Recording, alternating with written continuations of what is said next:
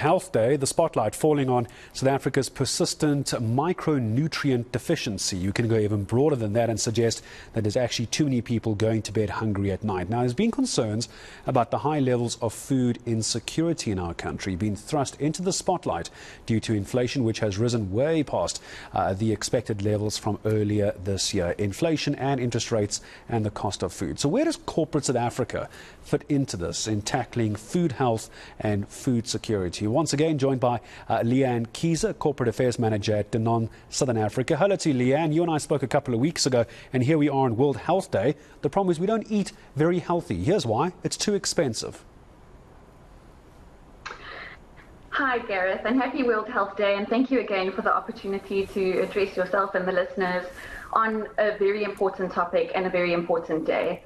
Indeed, there's work to do, especially in South Africa on the topic of health.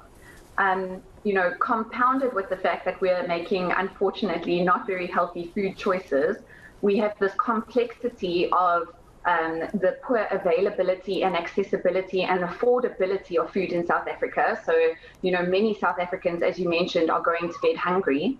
And yet we continue to deal with the persistent concern of the double burden.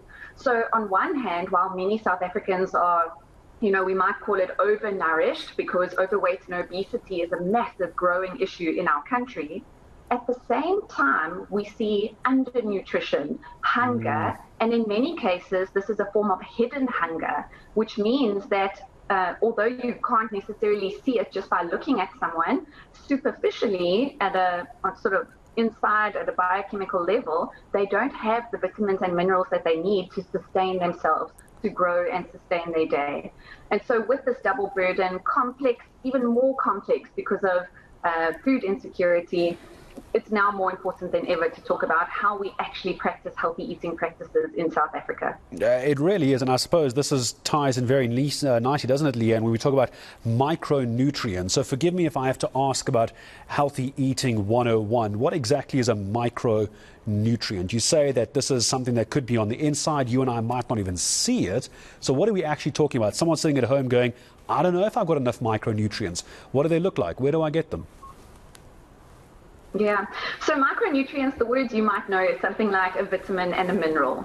And concretely in South Africa, we have some serious concerns. So for example, we know that about 44% of South African children are still deficient in vitamin A. About 45% are deficient in zinc, and it's a mineral, and another 10% are deficient in iron. And this is a concern because, of course, you could fill that nutrient gap. We have certain requirements that we need to meet for these vitamins and minerals when we eat our diets every day. But unfortunately, on average, South African children are getting less than 67% of those daily requirements for these critical nutrients. And there's an on-cost, there's an impact to that because not only do those nutrients help to promote immunity, and help fight off disease and this sort of thing, they also help to encourage growth and development, and really importantly, cognitive growth. So brain health, the ability to learn, is really heavily impacted by this nutrient gap. And so the consequences are dire because you might not necessarily even see it, but we know that it's a fact that our children are experiencing this nutrient gap each day. Yeah, and especially important for ECD, early childhood development as well. I want to go back to my previous and opening statement on why I wanted to talk to you, Leanne, is where does corporate South Africa come into this again? Because Big Corp is always going to be accused of not caring. They're there for profits, aren't they? And I suppose there's a profit margin of what you do as an organisation, but there's also a corporate social responsibility. How do you try and balance the two? Absolutely. I mean, the role of food manufacturers in influencing the supply of food and what's available on the market for consumers to choose from is absolutely critical. We can't deny that. And, the most effective corporates or the most effective foods that get produced are those which truly answer the need of consumers. So what does that mean? Number one, consumers are looking for taste. For sure, they want something that they can enjoy. Number two, that food needs to be accessible and affordable. So we know in the context of South Africa and food insecurity, that's a really important parameter. But number three, it's important to study what the nutrient requirements are of your local community, and make sure that you're putting nutrients into the food or designing your food to address those local needs. I mean, for example, Danone produces a product called NutriDay. You might be familiar. It's a yogurt product. Dairy in itself is already a nutritious food by its nature. I'm sure we're all familiar with the fact that you should be having 3 servings of dairy a day.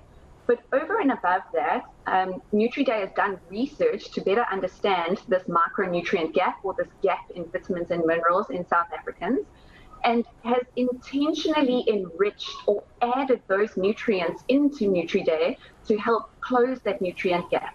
So by doing something as simple as substituting one snack in your day, whatever that snack might be, unfortunately, we see that snacking behaviors really tend to be, very calorie-rich, nutrient-poor foods, sort of lots of high-fat, salty snacking foods.